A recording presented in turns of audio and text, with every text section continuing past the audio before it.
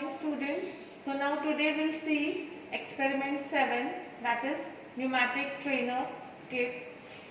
Now in pneumatic systems we all know that air is the fluid, right? So now in this pneumatic circuit, first air. So in pneumatic system, the air is taken from the atmosphere.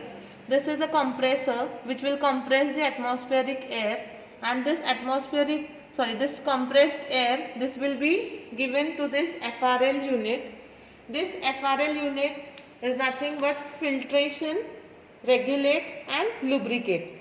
Okay, so this is a filter circuit which will remove the dust particles. Can you see these dust particles? So here these dust particles are accumulated inside this tube, okay, and it will regulate with the help of this pressure gauge. Okay, so once the compressed air is filtered, it will be regulated. That means the system pressure, it should be within the safety limit. So that will be regulated with the help of this pressure gauge, and then it is lubricated. Okay, so this is an aerosol. Okay, so this oil will be given to this filtered and regulated air, and this then is given to the control valves. Okay, so there are these different control valves. So there are these different control valves on this panel. Okay, first hand operated valve. Okay, then flow control valve, right, and then this is the solenoid valve. Along with these control valves, there are two actuators. One, this is double acting cylinder. Okay, these all are the linear actuators. This double acting cylinder, it has two ports. One is DAC1, other one is DAC2, and this is a piston. Okay, and these are the two limit switches which will be helpful to monitor the piston stroke length. Okay, this is limit switch is used to control the maximum stroke length, and this limit switch is used to control the minimum stroke length, right? And similarly here, this is another actuator which is single acting cylinder. Why it is single acting cylinder? Because if you see, it has only one port. Okay, so that's why this is single acting cylinder which has only one port, and this is a piston which will move up and down, whereas in this double acting cylinder, the piston, it will move forward and then it will move backward. Okay, so first we'll see this hand operated.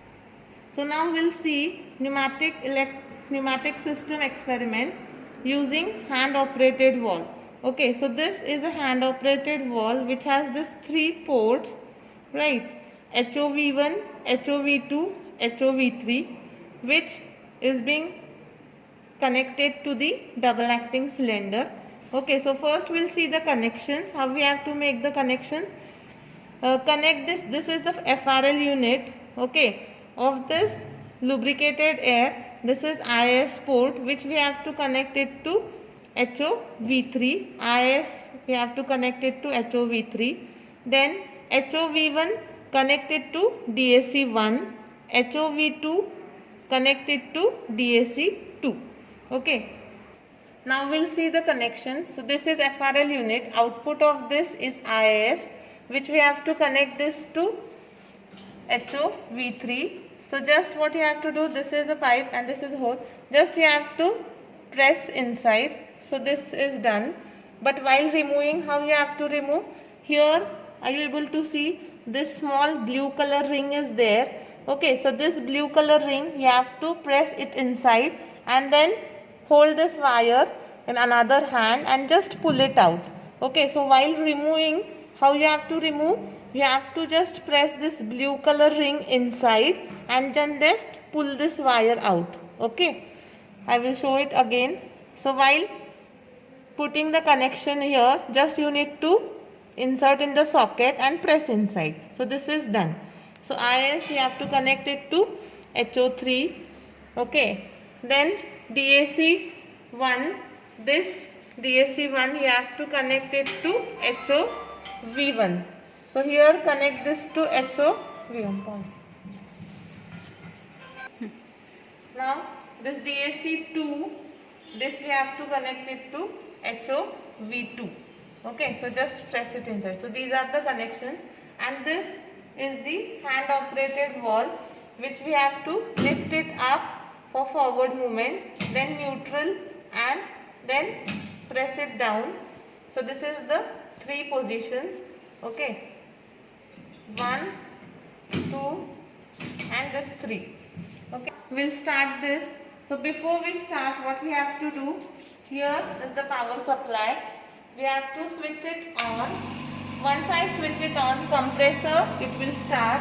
Then we have to take this red color knob. Okay, that should be in line with this compressed air, right? Then here again to this FRL unit, one knob is there, that should be again in line with this pressure. Okay, so it should be in line. So once the atmospheric air is compressed and enough pressure is generated, okay, at that time we can see the operation of this double acting cylinder using hand operated valve. Okay, so just see, now enough pressure is not created, so wait for some time. Okay,